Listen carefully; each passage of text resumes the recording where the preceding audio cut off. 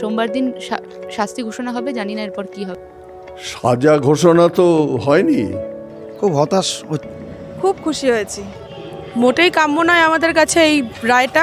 আমরা স্বাস্থ্য দপ্তরের অভ্যন্তরে এমন কিছু মানুষ জড়িয়ে রয়েছেন, কিছু বলার নেই। আন্দোলনে আমরা রয়েছি, প্রথম দিন থেকে রাস্তায় ছিলাম, আজও আমরা রাস্তায় থাকবো, সে যাই হয়ে যাক না কেন। 9 আগস্ট 2024 আর.জি. কর মেডিকেল কলেজে তরুণী চিকিৎসককে ধর্ষণ ও যে হত্যার নারকীয় ঘটনা ঘটেছিল, সেই ঘটনার পর তদন্তে নেমে কলকাতা পুলিশ 10ই আগস্ট গ্রেপ্তার করেছিল আর.জি. কর হসপিটালে কর্মরত সিভিক সঞ্জয় রায়কে। 10 তারিখে গ্রেপ্তার হওয়ার পর 11ই নভেম্বর শিয়ালদা কোর্টে শুরু হয় সেই মামলার শুনানি। আজ 18ই জানুয়ারি সেই মামলার ছিল রায়দান। সেখানে শিয়ালদা আদালতের বিচারক অনির্বাণ দাস সঞ্জয় রায়কে দোষী সাব্যস্ত করেন এবং সোমবার দিন তার সাজা ঘোষণা হবে। সঞ্জয় রায়কে দোষী সাব্যস্ত করা ও সাজা ঘোষণা নিয়ে যারা আন্দোলন করেছিলেন, যারা রাস্তায় নেমেছিলেন, সেই পানিহাটির সাধারণ মানুষ কি বলছেন চলুন শুনে নিই তাদের থেকে। সাজা ঘোষণা তো হয়নি, যা টিভিতে সংবাদ মাধ্যমে দেখলাম যে দোষী সাব্যস্ত করেছেন বিচারক, রায়দান সাজা ঘোষণা করবেন আগামী সোমবার। এখন এই বর্বর হত্যাকাণ্ডের পরে অনেকগুলো প্রশ্ন আমাদের সকলের সামনে।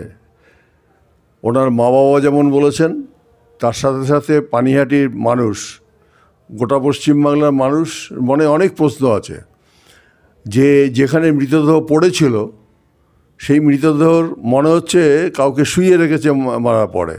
এর প্রশ্নের কোনো মীমাংসা হয়নি। প্রথমে বলল সুইসাইড করেছেন, পরে প্রমাণ হলো না সুইসাইড না, এটা হত্যাকাণ্ডই। তারপর তড়িঘড়ি শ্মশানে নিয়ে গিয়ে তাকে পড়াবার ব্যবস্থা করলেন তৃণমূলের এমএলএ থেকে কাউন্সিলর আর কেউ। এই সব মিলে এবং সিবিআই যারা তদন্তকারী সংস্থা, তারা পর্যন্ত প্রথম দিকে বলেছেন যে বৃহত্তর ষড়যন্ত্র আছে এর পেছনে, একাই কাজ করতে পারে না। খামে মুড়ে তারা সুপ্রিম কোর্টে কী তথ্য দিয়েছেন আমরা কেউ জানি না। গোটা পশ্চিমবাংলার মানুষের কাছে প্রশ্ন একটাই, তদন্তকারী সংস্থা এত কথা বলার পরেও কেন একজন লোককেই দোষী সাব্যস্ত করলো? এবং যারা এর সঙ্গে যুক্ত ছিলেন, আমরা যা শুনেছি আর কি, যে আরও বহু লোক ওই মৃতদেহে যেখানে পড়েছিল তার আশেপাশে তারা ঘুরে বেড়িয়েছেন, ঘর ভেঙে দেওয়া হয়েছে 2-1 দিনের মধ্যেই। এই সমস্ত কিছু এই প্রশ্নের মুখে দাঁড়িয়ে মানুষের প্রশ্ন, নাগরিক সমাজের প্রশ্ন, যে বিচার আমরা পাইনি, সঠিক বিচার হয়েছে বলে আমরা মনে করি না। এটা বিচারকের দায়িত্ব না, তদন্তকারী সংস্থা যারা তদন্ত করেছেন সিবিআই, এটা মূলত তাদের দায়িত্ব। তথ্য সংগ্রহ করে বিচারকদের কাছে উপস্থিত করবেন, বিচারক তা দেখে রায় দেবেন। আমরা আমাদের বিশ্বাস যে সঠিকভাবে তদন্তকারী সংস্থা যে কোনো কারণেই হোক, কারণটা আমাদের কাছে অজানা, যে তারা সঠিকভাবে তদন্ত করেছেন বলে আমরা মনে করি না, এবং বিচার ব্যবস্থাও বিচার সঠিকভাবে সেই কারণে হয়নি, এবং বহু লোক এর পেছনে জড়িয়ে আছেন। কারণ গোটা স্বাস্থ্য ব্যবস্থা মধ্যে যে দুর্নীতি রয়েছে, সন্দীপ ঘোষ তার সঙ্গে জড়িয়ে আছেন, থানার ওসি তার সঙ্গে জড়িয়ে রয়েছেন, এবং আরও অসংখ্য মানুষ, বিরূপাক্ষ বিশ্বাস, অভিক দে, সব নামটাম যা আমরা শুনেছি, এই সকলেই এই যে স্বাস্থ্য পরিকাঠামো যা গোটা পশ্চিমবাংলায় আর.জি. করে ছিল, সেই আর.জি. করে পরিকাঠামোর মধ্যেই অনেক দোষ, অনেক ত্রুটি ছিল। কোটি কোটি টাকার লেনদেনের সমস্যা ছিল। আমাদের ধারণা আমাদের পানিহাটির যিনি মারা গেছেন, তিনি অনেক কিছু জেনেছিলেন, হয়তো এই কারণেই তাকে মেরে ফেলার যে ষড়যন্ত্র করেছিল বহু লোক মিলে।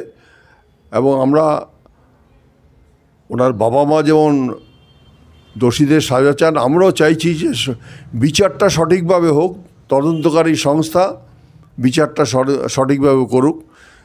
বাবা মার পক্ষ থেকে সুপ্রিম কোর্টে আবেদন করেছেন যে তদন্তকারী সংস্থা সিবিআই সঠিকভাবে তদন্ত করে তাদের রিপোর্ট জমা দেননি। আমাদেরও ধারণা সিবিআই অর্থাৎ তদন্তকারী সংস্থা যেভাবে সমস্ত তথ্য প্রমাণ বিচারকের কাছে উপস্থিত করবেন, যে কোনো কারণেই হোক, কারণটা আমাদের কাছে অজানা, কিন্তু আমরা বুঝতে পারছি কোনো ওপর মহলের কোনো হস্তক্ষেপ আছে। রাজ্য সরকারের হতে পারে, কেন্দ্রীয় সরকারের হতে পারে। তদন্তকারী সংস্থাকে সঠিকভাবে পরিচালনা করতে তারা দেননি, সেই কারণে তদন্তকারী সংস্থা জেনে বুঝেও পিছিয়ে এসছেন হয়তো আমাদের ধারণা। এবং এর ফলে বিচার ব্যবস্থার উপরে মানুষের যে আশা ভরসা থাকার কথা যে আমাদের দেশে বিচারক বিচার করবেন, সেটা অনেক ক্ষেত্রেই দুর্বল হবে। এবং ভবিষ্যতে এই ধরনের যারা খুনি, যারা খারাপ কাজের সঙ্গে যুক্ত আছেন, তারা উৎসাহিত হবেন আজকের এই ঘটনার মধ্যে দিয়ে। এবং আমরা চাইছি, পানিহাটির সমস্ত নাগরিকদের পক্ষ থেকে আমরা চাই যে সাজা ঘোষণা হোক, কিন্তু তার সাথে সাথে এর সঙ্গে যারা জড়িয়ে আছেন বিচারক বিচার করবেন, কিন্তু তদন্তকারী সংস্থা তাদের হাতে যা তথ্য প্রমাণ যা ওরা পেয়েছেন সেগুলো বিচারকের কাছে উপস্থিত করুন। আমরা দাবি করছি, তার মা বাবাও দাবি করছে, আমরাও দাবি করছি যে সিবিআই যা যা তথ্য পেয়েছেন বা তাদের কাছে যা আছে যে সমস্ত বিচারকের কাছে উপস্থিত করুন, এবং আরও যারা এর সঙ্গে জড়িয়ে আছেন সেই সমস্ত মানুষের নাম সামনে আসুক, বিচার পাক। যে মারা গেছেন যে অভয়া, তিনি বিচার পাক, ওনার মাও বাবা আশা করে বসে আছেন, তারাও বিচার পাক। এর বাইরে এই মুহূর্তে বলার কিছু নেই। আমাদের গোটা পশ্চিমবাংলা একটা কার্যত বলা যায় যা যা ঘটনা গোটা পশ্চিমবাংলায় বিভিন্ন জায়গায় ঘটছে। উত্তরবঙ্গ মেডিকেল কলেজ মিদনাপুরে ঘটনা ঘটেছে, স্যালাইনের কারণে রোগী মারা গেছে, আর আমাদের রাজ্যের মুখ্যমন্ত্রী বলছেন ডাক্তাররা এর জন্য দায়ী, ডাক্তারদের সাজা হোক, তাদের সাসপেন্ড করে দিলেন 12 জনকে।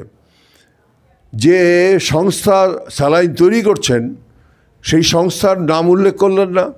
সেই সংস্থা অন্য রাজ্য, কর্ণাটক রাজ্য যখন তাকে বাতিল করলো, তারা চিঠি পাঠালো, আমাদের রাজ্যের স্বাস্থ্য বিভাগ, স্বাস্থ্য দপ্তর নির্বিকার রইলেন কেন? কারণটা কি?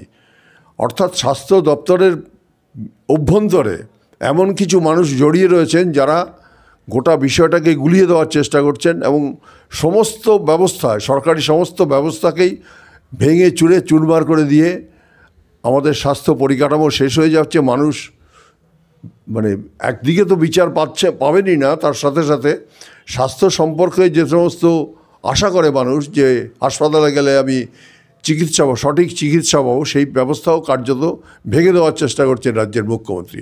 সমস্ত আমাদের পশ্চিমবাংলায় যা যা ঘটনা ঘটছে, খুন থেকে শুরু করে চুরি দুর্নীতি থেকে শুরু করে সমস্ত কিছুর বলে রাজ্যের মুখ্যমন্ত্রী যদি সঠিক পদক্ষেপ না করেন, আমাদের রাজ্য সুস্থ।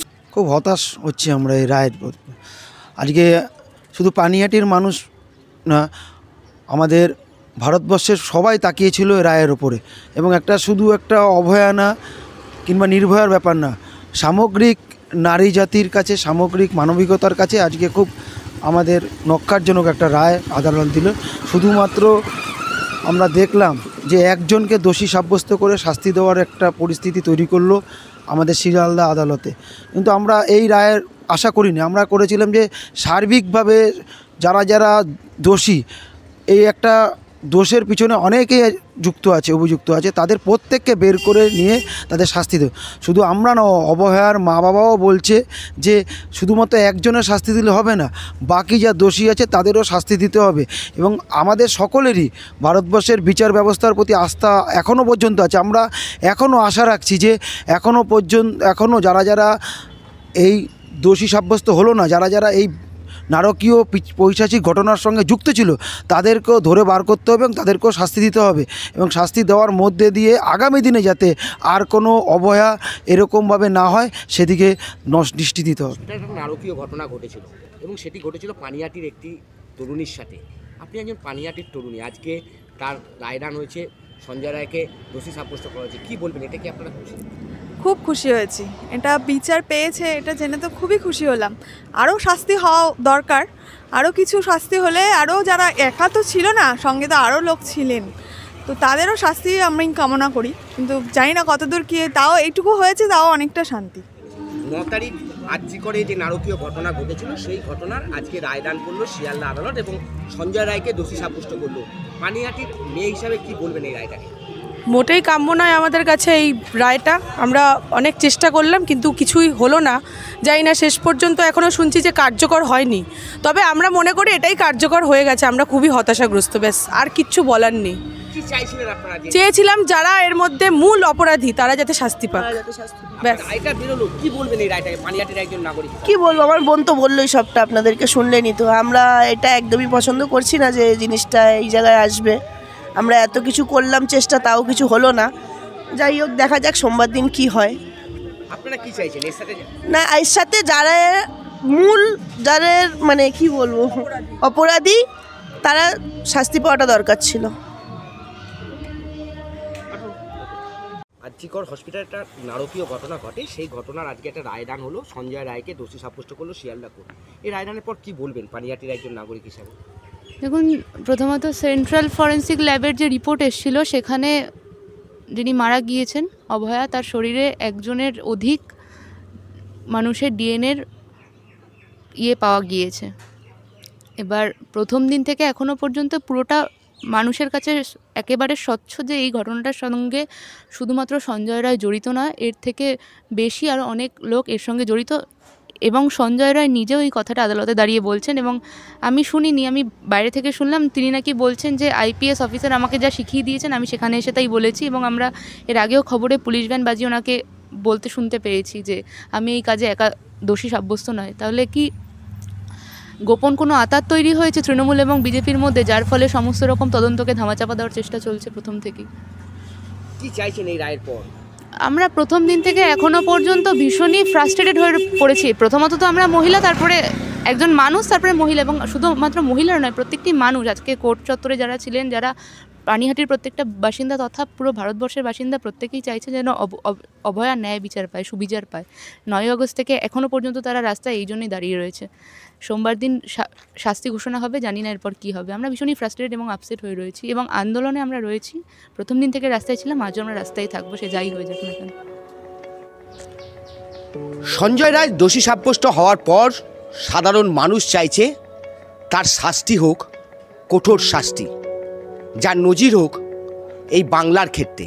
কিন্তু পাশাপাশি তারা এটাও চায় এই ঘটনা সঞ্জয় রায়ের পক্ষে একা ঘটানো কোনো অবস্থাতেই সম্ভব নয়। এই ঘটনার পেছনে যারা রয়েছে তাদের প্রত্যেককে বিচারকরা সামনে নিয়ে আসুক এবং তাদেরকেও উপযুক্ত শাস্তি দিক। তাহলেই প্রকৃত দোষীরা শাস্তি পেলেই সেই নির্যাতিতা তরুণী চিকিৎসক তার আত্মা শান্তি পাবে। সোদপুর থেকে ক্যামেরায় বলরাম বসুর সাথে সুব্রত পাল, আর প্লাস নিউজ।